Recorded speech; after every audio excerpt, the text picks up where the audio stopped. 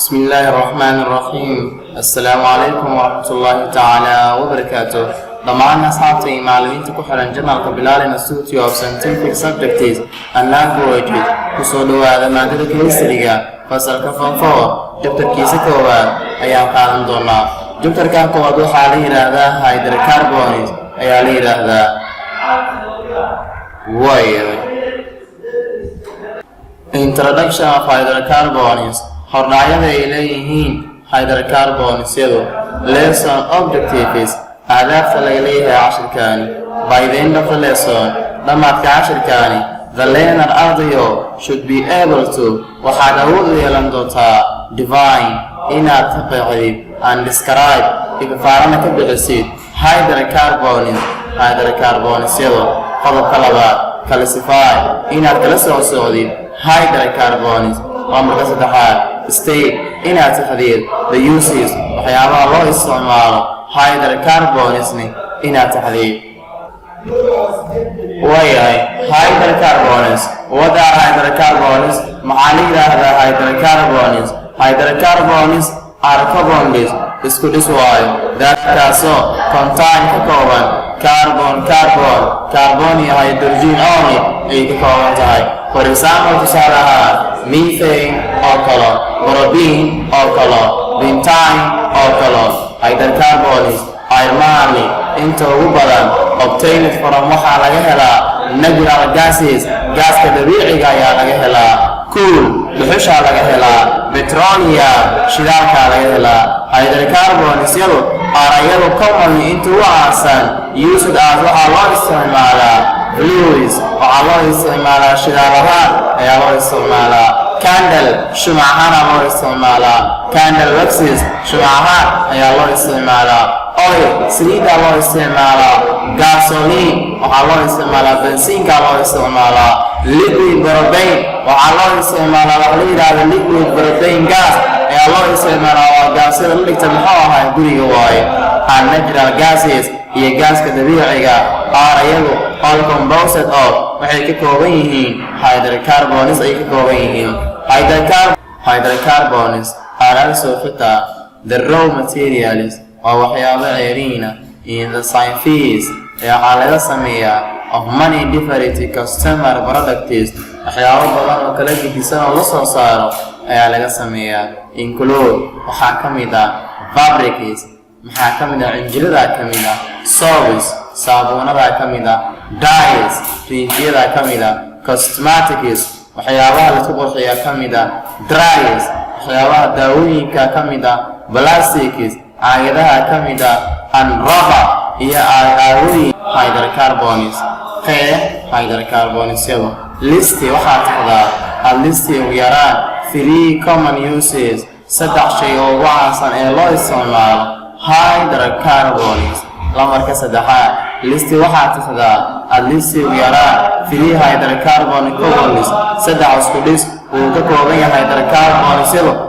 Wayahay waxaan bilaabaynaa cashirkeena labaad. Ciwaankan wuxuu yahay classification of hydrocarbons. kala soocitaanka hydrocarbons-yada ayaan qaadanaynaa. Lesson objectives ahdaafta laga leeyahay cashirkaani.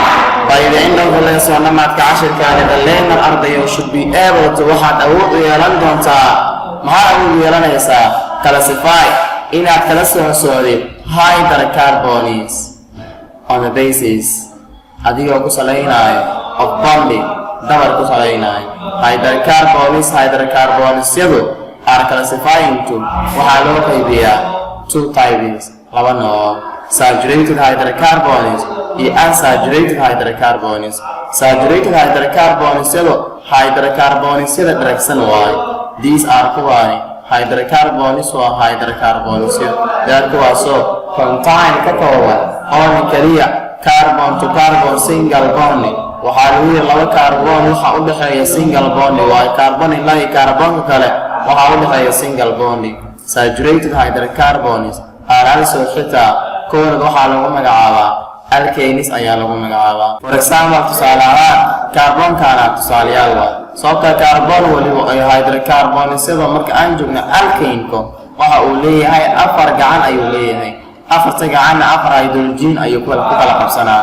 waayahay laakiin buuggeena wuxuuna qoraa methane halkan waxaa taala 2 kaarboon markiis ma qabanayso marka waxaan leeyahay ciwaankan waxaa lagu yiraa ethane ayaa la yiraahdaa waayahay unsaturated hydrocarbons aan ragsanin these are kuwaani hydrocarbons waa hydrocarbonsyo that kuwaasoo contain ka kooban only kaliya carbon to carbon multiple bond waxay ka kooban yihiin lagu yiri carbon kale waxaa u dhaxeeyo 2 dabar ayaa u dhaxeeyo waxaa la yiraahdaa double bond 2 dabar leh or ama triple bond 3 dabar leh for example tusaale ahaan ethene oo kale hay kan waxaa waaye ethane oo kale 3 dabar ayuu leeyahay waayahay inkastoo midkaa laba uu leeyahay 3 dabar aan kala rabaa sababta inta waxaa muxuu ahaa 3 dabar kadibna waxay yeelanaysaa muxuu ahaa hal hydrogen ayay yeelanayaan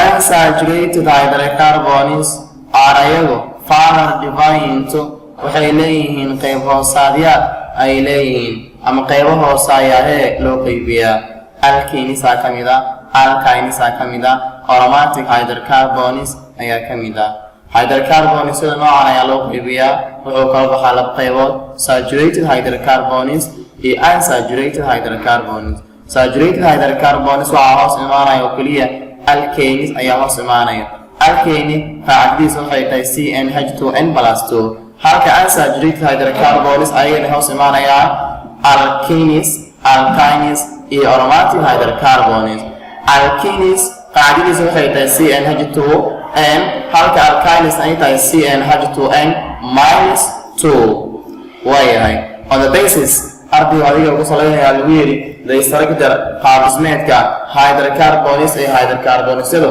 are classified waxaa loo qaybiyaa into 2 types 2 nooc ayaa loo qaybiyaa cyclic hydrocarbons wareega hydrocarbonsyada iyo acyclic hydrocarbonsyada iyo hydrocarbonsyo aan wareeg aan lahayn cyclic hydrocarbons these are kuwaani close waa kuwa isku xiran orama ring structure qaabdhismeedkooda uu wareegsan yahay waa hydrocarbonsyo isku xiran ama wareeg waxay leeyihiin waa hydrocarbonsyo waa lagu yiri isku xiran ama waxay leeyihiin lagu yiri qaab muxuu ahaa ring oo wareeg kala ay leeyihiin lagu yiri cyclic hydrocarbons arayo waxay yihiin lagu yiri subdivided into waxaa loo qaybiyaa qayb hoosaadyo ayaa loo qaybiyaa cyclic hydrocarbons which kuwaasoo further divided into qayb hoosaadyo loo qaybiyaa lagu yiri waxaa ka mid ah cycloalkanes ayaa ka mid ah closed structure alkanes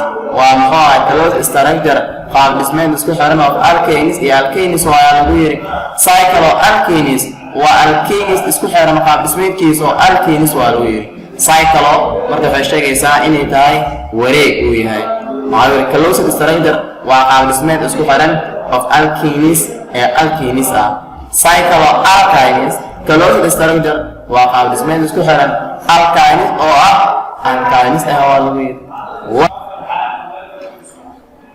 waayahay waxaa soo gaarnay waxaa la yidhaahdo aromatic hydrocarbons aromatic hydrocarbons which kuwaas is further divided into ayagana qayb hoosaad ayay leeyihiin benzenol ayaa ka mid ah aromatic hydrocarbonsyadu that kuwaasoo contain ka kooban benzene ringi ay ka kooban yihiin lagu yiri qaab faraanti oo kala ay ka kooban yihiin non-benzenol waaye aromatic hydrocarbonsyadu waaye that kuwaasoo do not contain ay ka koobnayn benzene ringi wareeg faraanti oo kala ka koobnaa lagu yiri ay cyclic hydrocarbons these are kuwaani open chain structure qaab dhismeedkooda waa mid furnaa lagu yiri silsiladooda waa qaab dhismeed furnaa lagu yiri of hydrocarbons ay hydrocarbonsya and they are ayagu also xita kood waxaa lagu yeeraa aliphatic hydrocarbons ayaa lagu yeeraa they ayagu are subdivided into qayb hoosaadyo ay leeyihiin